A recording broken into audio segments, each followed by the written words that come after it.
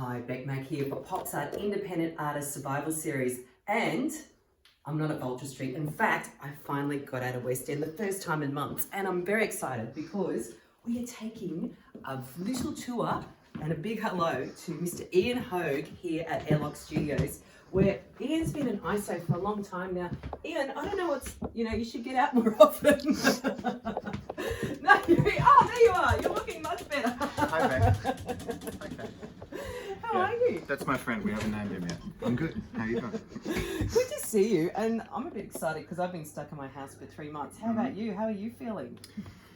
Well, I'm pretty lucky that I can be stuck in my house and in here. Yeah. So it's kind of, I'm not as crazy as most people are, but yeah. So thanks for letting us come into your sacred space here at Airlock Studios. So, and in this series, I've been asking people, just to sort of set the scene around where they were before COVID-19 hit. What was your 2020 looking like? Well, the church had about nearly 80 shows lined up for the year, I think, through Europe, through the States, and then an Australian one. So yeah, that all obviously. Just fell over. I mean, I'm meant to be in Europe now. I'm meant to be in Italy now, which is probably not where you want to be. Yeah. So that's all fallen over. I'm presuming that the American one will go the same way, and then potentially Australia as well. And I've been sort of busy doing stuff, trying to get the studio ready for this thing. We're going to be filming live shows from bands. Great. And then because of we got wind of what was going to be happening and that venues might be shutting, and then so we thought, okay, now's the time, let's do it here. Yeah. And then regulations came in, we weren't allowed to do that, so the carpet got pulled out from under everyone's feet. So we had to go into holding pattern for a while, and now we're allowed to do them. So every Wednesday night we're doing a quarantine session show. Ah, fantastic. So are they in here? They're in this room. Should we go and have a quick look at what sure. the space is? Come this way. Let's go. Aren't we lucky? So this is the control room. This is the Nice big room, everyone can hang out in. Look at all Ian's knobs. They're spectacular.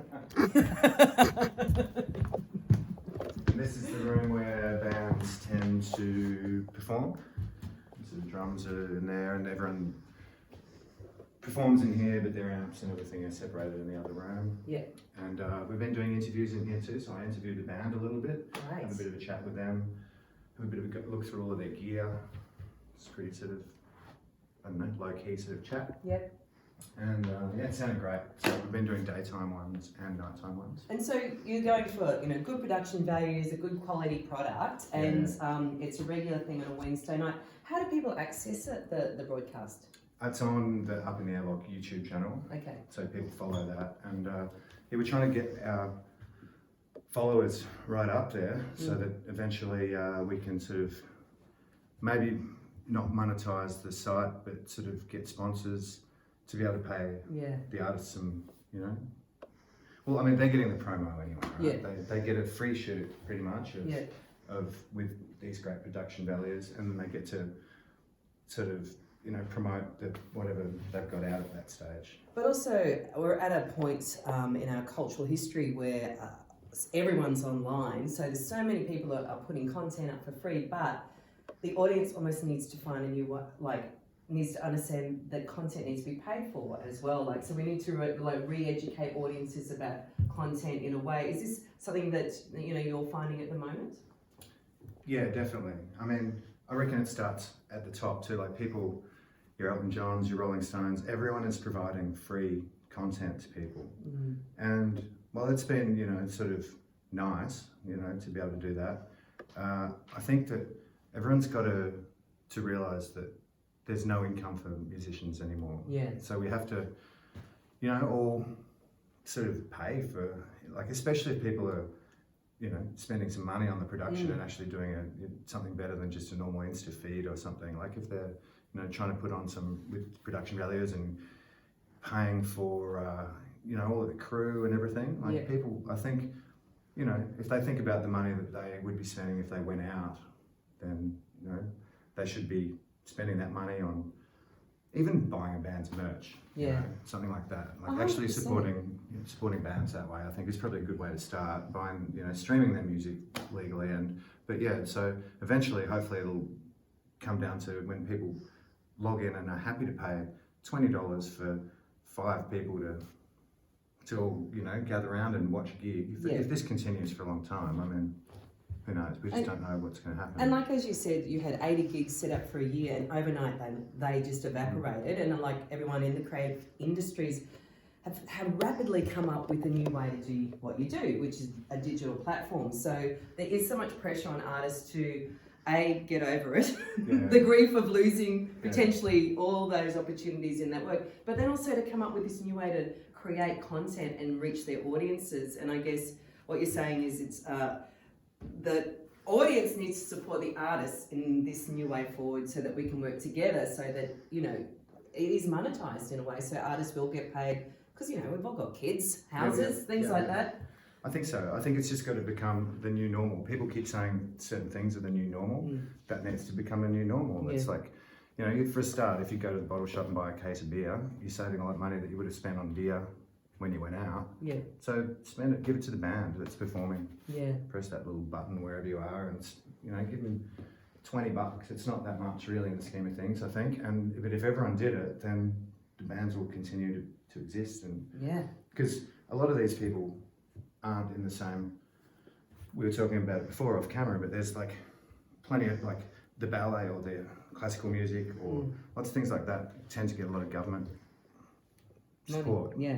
And festivals, government festivals, or Brisbane Festival, whatever, they get a lot of help. But like a lot of touring bands and a lot of touring companies, they don't really. So it's going to have to come from people that are actually fans of music. Otherwise, it's just going to stop. Yeah, and I think that's also with venues, like they're commercial ventures. So all of a sudden they've got no one in the room, but they're not going to get like government support because they are a commercial venture. So the music industry is in a precarious position at the moment, isn't it? In how like to survive this time. Yeah. What do you think within you've seen or witnessed you think was already maybe broken or not working already for the artists in the way the music industry is running at the moment, and now it's even worse? I don't know. I mean, you can talk for days about that. But I think one of the main things is that people expect stuff for free, the audience. And that started when, you know, and it was kind of record companies' fault originally for pricing CDs too high and you know, and quite often the CDs only had 1 or 2 decent songs on it anyway, so people started streaming the CDs for free, and so people started to expect that for free, and so I think it's just flowed on to now for you know, like I'm not going to pay $14.99 for Spotify for a month. That's outrageous, whereas that's, you know, half the price of one CD that we used to buy. It's amazing, isn't it? It's crazy. So people have just got to get used to that again, and I think it's, you know, it's got to come from performers, but it's also got to come from people that actually are music fans that do it. So just tell their friends, say, come on, like, be reasonable. Yeah, exactly. You know, otherwise, art will stop.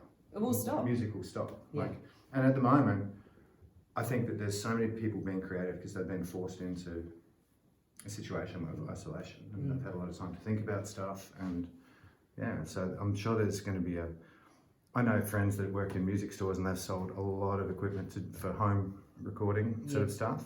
So there's going to be, and let alone people being able to afford to come to, you know, a proper studio. But I don't know, I think there's going to be a renaissance of the arts eventually at the end. But we've got to keep everyone alive. A lot of good material going to be coming. So we've got to keep people. And so, just quickly, who have you had so far? Like, who's been in the room in the series so far? So what have we screened? We screened, it's all Brisbane stuff because the borders have been shut down, of course. So Elko Fields were the first band. Herbert, fantastic sort of improvisational jazz fusion sort of situation. The Jensens, JB Patterson. What else? I'm going to try not to mention ones that that were filmed. No, she hasn't been screened yet either. We're trying to, so Sahara's coming up. Sahara's coming up. Yeah. So we've got. It's going to be starting regularly to be put out on Wednesday nights every week now. And yeah, so it's pretty exciting. This week, tomorrow night, is Wax. Wax, okay, Yeah. fantastic. And just talking about live stream, well, not live stream, but performances online, how'd you feel about Saturday night? We were at a party screaming our heads off. Yeah, look, that was it was weird the way that all came about, and it was great that we got to, like, it's raised like nearly $500,000 or something, so which is pretty crazy. And I think we achieved our goals of raising some money, but also, you know, people enjoyed it, brought a smile to people's face. We weren't trying to, you know, do much else except for that, really, just be entertaining. And the byproduct was we actually really enjoyed it. I was going to say, what did it feel like to be back to like playing together like that? Well, we sort of, I mean, it was strange because it was together but not together. I was standing right here actually, so and there was only 2 people in the room, which were the camera person, camera people was here, actually was there, and the sound guy was in there. So it's kind of, you know, it's weird to finish the song, and it was as live as you can do it. Like, no one in the world has managed to have 5 people in different locations streaming like a good quality audio sound thing. So amazing. There's a lot of people saying it wasn't live. It wasn't live. It's like, well, it was as live as we could do it with the quality of sound. But the pressure was on Haugs. Like, did anyone croak? Did anyone not pull it off? Do you reckon? No, I think everyone did it right. I think everyone did it right. And I mean, so I mean, we played through like it was a gig, like individually, and so it's, you know, there was gaps between the songs that were preset that we knew that was going to have to be because he'd played his parts down, and then I played to that or whatever. So it's fantastic. But you're right, like alone in the room on your own when it used to be like in front of thousands. Well, it's a bit surreal. It is. So I mean, that's one of the things I want to start doing is I want to, when the relaxations start coming in a bit more for having people in a room, this is where I want to have sort of smaller gigs, because the big venues in the city aren't going to be able to do that. So might be able to have things where there's 20 people in here, and then at least you'll get the little clap. That'd be fantastic. So it's sort of like boutique, VIP maybe, or that's right. Should we go and move out to the outside, because isn't that part of the Yeah, that's part of the deal. So the band will play here, people can come and watch. Maybe you know, there's a special VIP situation where people can be in the control room and listen from in there, and, you know, have a champagne and see how it's all done. And so let's go back to the beginning of the journey. You'll pick them up and bring them here, or do they? So it's all a work in progress. When we're allowed to, I'd like to do it so that people can, you know, get picked up in the city, come out, have an experience, have some food, and then get taken back away again. And very special. Should we go and look at the special space outside? So and to be honest, that's where we're headed right now, is into those smaller boutique events. Much more personal, but also legal. But at the same time, hello, look at this space. What's going on out here, Haugs? One you prepared earlier. Yeah, so what happened was I've been planning on doing this for like, I've been here for 22 years, and I've been planning on making this area kind of, well, first of all, safe, because it was essentially just a gravel pit with a little rock precipice. And no one actually hurt themselves, I don't know how. But so now, I just wanted to make it first of all safe, and then a bit of cover. And so when people are here, whether it be the band or whether it's one of these functions, there's somewhere nice to hang out. So, and I'd finished building it literally 2 days before COVID was announced. No way. So I hadn't even had a chance to have a party yet. Oh, outrageous. So this is, what do you think the timeline is? My cat. Oh, there's the cat. What's the time? Look, I mean, can you tell me? I don't know. The government. Yeah. But I think this is a great thing to look forward to, and I think this will be, you know, this is where it's at for the next, and this is how people, you know, want to have that more intimate experience and the opportunity to meet and greet with the band, be up and close to the band that they, you know, and actually have a, I guess, a more human experience. Yeah, I think that's, I mean, the Insta things that are doing well, the Insta performances that are doing well, like Steve Kilby does one every Monday night from the church, and people love that, and he's getting donations because it's quite an interactive situation. Everyone loves that. I think you can't just go on there and just perform. Sorry, he wants to say hello. Oh, what's his name? This is Lucky. Hi, Lucky. Say hi, Lucky. Yeah, That's beautiful. But so yeah, as you said, a bit of a personal experience with the bands. I think it's a great way to make a good situation out of a bad one. Yeah. And it's kind of one of the only solutions because of the number of people you can have in a place. And, you know, maybe the sort of the lounge room party gigs, it's going to, because when we grew up in the 80s, that's what happened in Brisbane all the time. Kitchen party. Bands played in the kitchen all the time. So, I don't know. It's but I gotta say, like, this is pretty amazing offer. Like, this is beautiful out here, and this space is gorgeous, and you know what you have is incredible. I think it's absolutely next level as an experience, and I think more and more that's where we're headed, is about experience. You know, human experience, and after we've all been in lockdown, people are going to be knocking at your door. Yeah. They want to come meet the cats. They'll all come up here, and you know, the band. Whether we get, you know, whether it's, you know, when international acts come out here, I always use the example of Lenny Kravitz because it's pretty funny. Well, but hello, I'm coming if Lenny's out here. I mean, people like that are going to want to come and, you know, experience the Australian situation. And then the hardcore fans can come to something like this. And Lenny would love this. I just see him, he'd be there. So whether it's Lenny Kravitz or, you know, a punk band from Woodridge, it's going to be the same, you know, it'll be the same vibe. Everyone's in the same area. So. Okay, well, Kaz and I are on the first bus, aren't we, Kaz? It's a deal. Well, thank you so much for sharing this with us, and congratulations on, you know, coming up out of the dust after such a rapid, catastrophic moment that everyone sort of is experiencing at the same time, particularly in the creative industries. But well done to be able to turn it around and, you know, actually make something great out of it. No, thanks, and good luck with you too. But thanks for coming out and showing it, because, I mean, I don't look like that alien yet, but that could happen. My hair's gone grey and shit, but like, I don't look that bad yet. But I don't know. I just think that we've got to all, as we touched on it before, if people like music, just like, you know, for a start, hang on to your tickets if you've got a ticket. Yes. For a gig, buy some merch, stream some music. Yeah. Whatever. And pay to watch. Pay something. If an artist is putting a piece of work together on their own, you've got to, you know, pay for it. I mean, that's pretty clear now. So, you know, we're all in this together. I know that's it's going to take a while for people to be. But we're not all in this together because some people have lost everything, and so they're the ones we need to support, and they're the artists. So it's you know, it's a big moment to rally together, I think. Yeah. So thank you. Can't wait. Bye.